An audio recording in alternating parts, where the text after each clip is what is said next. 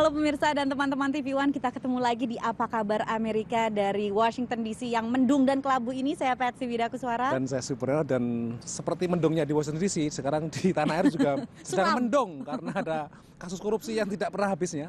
Selalu ada dan selalu menggemaskan. Dan semakin besar meskipun KPK sudah berusaha keras untuk menjerat para koruptor, tapi ternyata kasusnya bergulir terus, dan terakhir juga kasus Hambalang yang sudah mulai juga dijerat itu pelaku utamanya kan itu ya.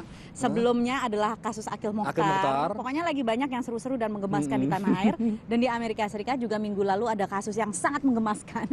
Kasus korupsi, mungkin salah satu korupsi yang paling terbesar dalam sejarah Amerika Serikat, yaitu pemberian putusan hukuman terhadap Kwame Kilpatrick. Namanya seru ya, Kwame Kilpatrick. Dia adalah mantan wali kota Detroit yang kemudian ia diberikan putusan hukuman berapa, Pri? 28 tahun. Ini hukuman yang sepengetahuan saya yang cukup lama dalam sejarah Amerika gitu. Karena biasanya untuk koruptor ya, karena kalau menurut undang-undang federal, kalau nggak salah kan maksimal untuk satu dakwaan itu kan 15 tahun ya. Jadi mungkin memang Queen ini mungkin kena berbagai dakwaan, kalau nggak salah ada 34 dakwaan korupsi dengan berbagai macam dakwaan ya, misalkan seperti penggelapan, bribery itu sogok, penyogokan. Semua teman-temannya itu dikasih kontrak yang gemuk-gemuk, terus kemudian menggelapkan uang yayasan, terus ada perselingkuhan juga dengan kepala stafnya, pokoknya korupsi, cinta, hasrat, nafsu dan sebagainya. Sebenarnya emang sama juga ya, artinya politisi pun godaannya di Amerika maupun di Indonesia kok hampir sama, universal gitu ya. Tinggal koridor hukumnya mampu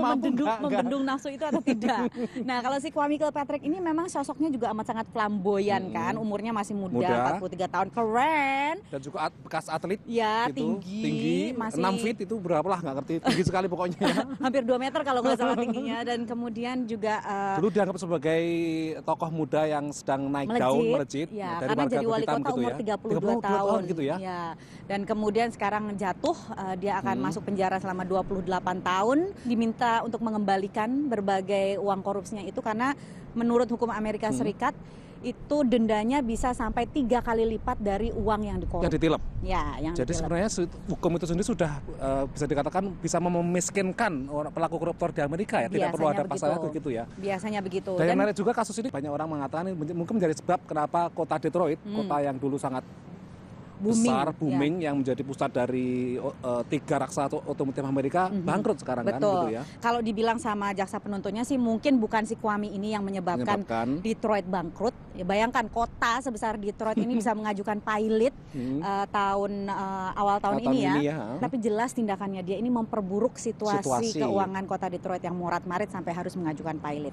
Meskipun begitu, emang kasus korupsi di Amerika emang bukan menjadi agenda utama dari pemerintahan gitu katakan ya, karena emang ini dianggap tidak merajalela dan hanya kasus per kasus, Pep. Dan biasanya kalau misalnya ketangkep pun langsung diberangus pelakunya dan langsung dimasukkan penjara. Dan penjara di Amerika Serikat, meskipun itu penjara federal untuk white collar criminals, jadi dibedakan misalnya antara pembunuh dan pemerkosa itu dengan penjara kelas putih inilah. Gitu. Apakah mereka dikasih fasilitas, dapat misalkan ceweknya atau selingkuhannya bisa mengunjungi gitu besok? Boleh bawa video game, boleh keluar gitu? Enggak seperti itu. Jadi peraturannya juga tetap tidak boleh keluar, kunjungan dari luar dibatasi, terus kemudian harus dibangunkan berapa kali sehari untuk dihitung dan sebagainya, itu tetap ada. Jadi perlakuannya hampir sama dengan pelaku kejahatan biasa, hanya mungkin tempatnya yang berbeda gitu ya. Tempatnya berbeda dan security-nya juga tidak semaksimal kalau misalnya pembunuh berdarah dingin dan sebagainya itu. Tapi tidak ada kasus misalkan koruptor yang sampai dihukum mati pada sini, karena emang tidak masuk ke dalam kategori itu gitu ya. Betul, meskipun wacana yang sekarang berkembang di tanah air adalah seperti itu untuk membuat efek jera. Tapi apakah jera? Saya pikir kok belum bisa dibuktikan itu ya, karena dimanapun hubungan antara hukum mati dengan efek jera itu nggak jelas, belum terbukti ya. Gitu nah, kita akan terus mengikuti perkembangannya di Amerika Serikat, pemirsa. Mudah-mudahan bisa memberikan Anda sedikit gambaran bagaimana hukuman dan kasus korupsi di Amerika Serikat dibandingkan dengan di tanah air. Untuk sementara ini kami pamit dulu karena sudah mulai semakin gerimis. Anginnya semakin dan rambut semakin kempes. Saya Patsy Widakuswara. Dan saya Supriyono. Sampai ketemu minggu depan. Sampai jumpa.